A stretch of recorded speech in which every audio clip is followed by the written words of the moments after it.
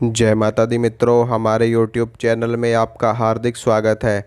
आज मैं आपको बताऊंगा कि अगर आप कोई भी साधना कर रहे हैं किसी भी देवी की या किसी भी देवता की, और ऐसे में साधना करते वक्त कोई शक्ति आपको आवाज़ लगाती है, कोई शक्ति आपको किसी प्रकार से बुलाती है, चाहे वो आपको पता भी ना हो कि कौन सी शक्ति है, कैसी शक्ति है, तो ऐसे में आपको बात करनी चाहिए या नहीं करनी चाहिए, या अपने आसन से आपको उठना चाहिए या उनसे बात करनी चाहिए या नहीं। देखिए मित्रों, इसमें कुछ चीज़ें आपको पहले समझनी पड़ेंगी कि आप साधना कौन सी शक्ति की कर रहे हो। अगर आप किसी महाविद्या की साधना कर रहे हो, जैसे कि माता काली, माँ तारा, माँ भुवनेश्वरी या माँ दुर्गा की आप साधना कर रहे हो, या भगवान शिव की साधना कर रहे हो, या फिर हनुमान जी की साधना कर रहे हो, और भगवान विष्णु की साधना कर रहे हो, सबसे पहली चीज़ तो मैं आपको ये बताना चाहता हूँ कि अगर आप अपने घर पे रहकर ही साधना कर रहे हो, तो ऐसे में आपके पास कोई शक्ति आए, ऐसा बहुत ही कम चांस होता है। मुश्किल से 1% या 2% चांस ही ऐसे होते हैं कि अगर आप अपने घर पे साधना कर रहे हो तो कोई भी शक्ति आकर के आपको आवाज़ लगाए या कोई भी शक्ति आपको बुलाए।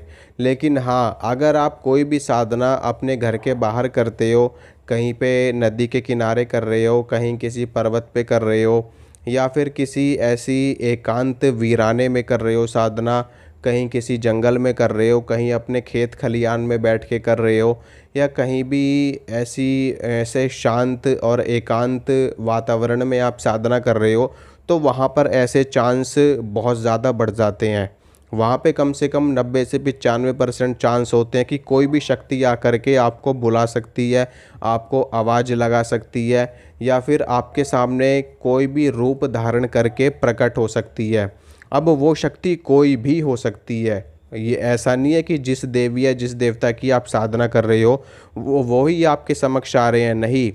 क्योंकि जिनकी आप साधना करोगे सबसे लास्ट में ही उनका आगमन होता है, लेकिन उनके आगमन से पहले तमाम तरह की शक्तियाँ आपके पास आती हैं, आपके आसपास आती हैं, आपके समक्ष आती हैं। और इसमें ऐसा भी नहीं है कि आपके इष्ट देव या आपकी इष्ट देवी उनको भेज रही हैं, ऐसा भी नहीं होता।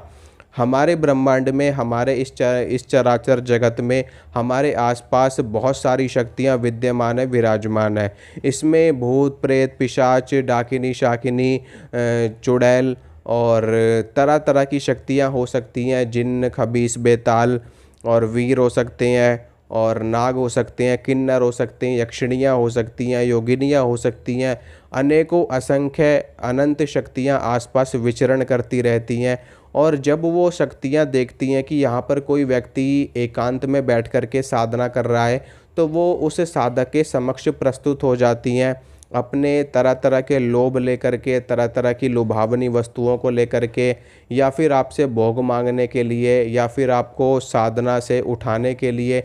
ज़्यादातर तो ये देखा गया है कि ऐसी चीज़ें आपके समक्ष प्रकट होती हैं, तरह तरह की लुभावनी चीज़ों को लेकर के, और किसी न किसी लोभ को आपके सामने प्रकट करती हैं। वो इसलिए क्योंकि वो चाहती हैं कि आप जिनकी साधना कर रहे हो उनकी साधना छोड़ करके उन चीज़ों को आप सिद्ध कर लो जो आपके समक्ष उपस्थित हुई हैं, और उनको आप भोग प्रसाद दे करके अपने साथ रखो और उनसे अपना कार्य करवाओ, उनको अपना प्रमुख देवता मान करके। ज़्यादातर तो ऐसी चीज़ें भी होती हैं, और कुछ शक्तियाँ ऐसी भी होती हैं जो आपको बेवजह ही परेशान करने के लिए पहुंच जाती है। उनका, जैसे कि आपने देखा होगा कि हर तरह के व्यक्ति होते हैं, कुछ अच्छे होते हैं, कुछ बुरे भी होते हैं। तो ऐसी भी शक्तियाँ होती हैं जो अच्छी शक्तियाँ भी होती हैं, बुरी भी होती हैं। तो बुरी शक्तियाँ आपको हमेशा परेशान करने के लिए आएंगी, वो हमेशा आपकी साधना को खंडित करने के लिए आएंगी, क्योंकि वो खुद तो अधोगति में होती हैं, खुद तो वो नरक जैसी यातनाएं इस धरा पर भोग रही होती हैं। तो ऐसे में वो नहीं चाहती कि कोई और व्यक्ति उच्च कोटि का साधक बने, या उसको मृत्यु के उपरांत मोक्ष की प्राप्ति हो, या उच्च कोटि का पद उसको प्राप्त हो। तो ऐसे में बहुत सारी शक्तियाँ आती हैं। तो मैं आपको ये बताता हूँ कि आपको ऐसी शक्तियों का अगर कोई आती है आपके पास, सबसे पहली चीज़ तो है कि जब भी आप अपने अगर कहीं बाहर साधना करने के लिए बैठते हो तो सुरक्षा घेरा अपना ज़रूर बनाओ, अपने शरीर को कीलित करके ही बैठना। घर पे आप साधना कर रहे हो तो इन सब चीज़ों की आवश्यकता नहीं होती, क्योंकि घर पे ये सारी चीज़ें नहीं आती हैं, ठीक है। लेकिन अगर आप कहीं बाहर कर रहे हो तो बाहर ये इन सारी शक्तियों का वास होता ही है, विचरण करती रहती हैं, क्योंकि खुला होता है इनके लिए हर जगह आना जाना। और तो वहाँ पर क्या होगा कि आप जब भी बैठो आप जब भी बैठो तो सुरक्षा घेरा बना करके बैठो। और सुरक्षा घेरा बनाने के बाद में अपने शरीर का कीलन करो, अपने आसन का कीलन करो, ताकि कोई भी चीज़ आपको टच ना कर सके, आपको ज़्यादा से ज़्यादा परेशान ना कर सके। जहाँ तक आपका सुरक्षा घेरा होगा वहाँ तक कोई भी शक्ति आपके घेरे में प्रवेश नहीं कर सकती। लेकिन उसके बावजूद भी ये शक्तियाँ इतनी पावरफुल होती हैं कि तरह तरह के रूप धारण करके आपको 2 मिनट में आपकी साधना को खंडित करवा सकती है, या 2 मिनट में आपके अंदर डर और भय उत्पन्न कर सकती है। क्योंकि कई तरह की चीज़ें होती, कई तरह के ये छलावे छलती हैं, आपको छलने की कोशिश करती हैं, कई तरह के रूप बना लेती हैं। कभी सांप बन जाती हैं, कभी बिच्छू बन जाती हैं, कभी आपके सामने भैंस का रूप धारण कर लेती हैं, कभी शेर का रूप धारण कर लेती हैं। तो ये सारी चीज़ें करती हैं ताकि आप डर के मारा भाग जाओ और आप अपनी साधना को छोड़ दो। और ऐसी चीज़ें जब आप कोई बड़ी सिद्धि कर रहे होगे तब ज़रूर होती हैं। कोई छोटी मोटी साधना कर रहे हो तो इतनी ज़्यादा ये सारी चीज़ें नहीं आती, लेकिन अगर आप कोई बड़ी सिद्धि कर रहे हो तो ये सारी चीज़ें ज़रूर आती हैं। तो ऐसे में मैं आपको बताना चाहता हूँ, देखिए जब भी आप अपनी साधना कर रहे हो और कोई भी शक्ति आपके समक्ष आती है और आपको आवाज़ लगा करके बुलाती है, तो ऐसे में सबसे पहली चीज़ तो ये है कि अगर आपकी माला पूरी नहीं हुई है, मान लो आपकी माला आधी है, ठीक है, मान लो आपकी माला आधी है और आधी पर कोई चीज़ आपको आवाज़ लगा रही है, तो आपको अपनी आधे आधी माला छोड़ करके नहीं आँख खोलनी है अपनी, या जो भी आप जाप कर रहे हो अगर आप आँख खोल करके जाप कर रहे हो तो आपको बीच में नहीं बोलना है जब तक कि आपकी माला पूरी ना हो जाए। माला पूरी होने के बाद में आप उस शक्ति से बात कर सकते हो, लेकिन अपना आसन आपको नहीं छोड़ना है जब तक आपकी पूरी की पूरी साधना नहीं हो जाती है। मान लो आपको 21 माला का जप करना है उस आसन पर बैठ करके, तो जब तक आपकी 21 माला पूरी नहीं हो जाती तब तक आप अपने आसन को छोड़ करके नहीं उठोगे। हाँ, इतना ज़रूर आप कर सकते हो कि कोई शक्ति अगर आपको बुला रही है, आवाज़ लगा रही है, तो आप अपने उस शक्ति से बात कर सकते हो, उस शक्ति से बातचीत कर सकते हो आप, इतनी छूट होती है।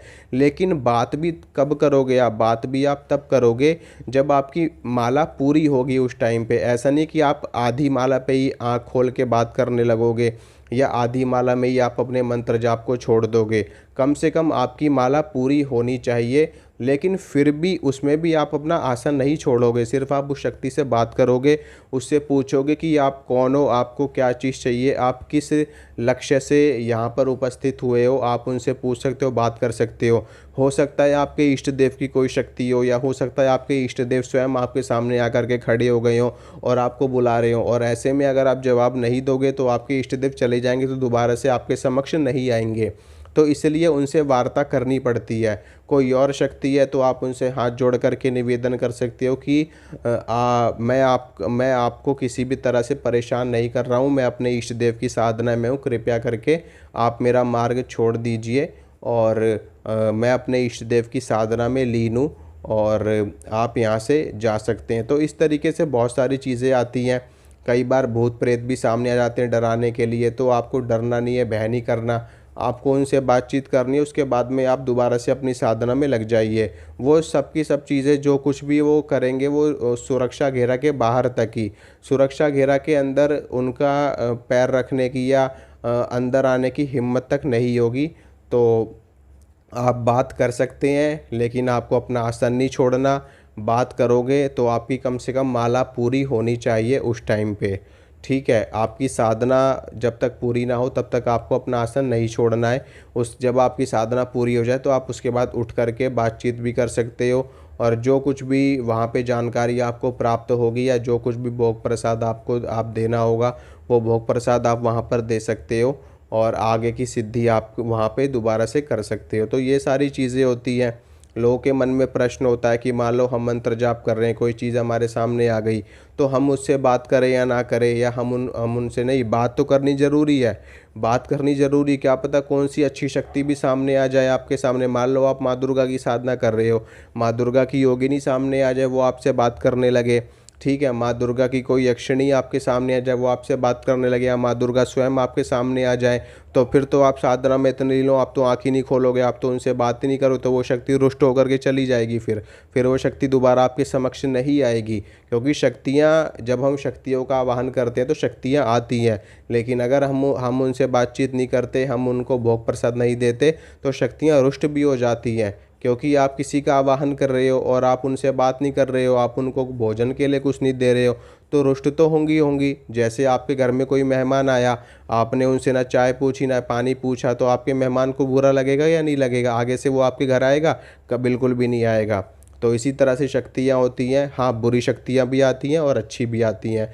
कैसी भी शक्ति आ सकती है, इसके बारे में कुछ भी कहना एकदम मतलब असंभव के समान है। ठीक है, मैं यहाँ से ऐसा कुछ भी नहीं आपको कह सकता, क्योंकि जब आप साधना करोगे तो कौन सी शक्ति आ जाए कौन सी नहीं आ जाए कुछ नहीं पता, कोई नहीं कह सकता। यहाँ तक कि आपके गुरु भी नहीं कह पाएंगे इस चीज़ को कि कौन सी चीज़ सामने आ जाएगी। वहाँ पर तो आप ही को हैंडल करना पड़ेगा अपने विवेक से, अपनी बुद्धि से, अपनी समझ से।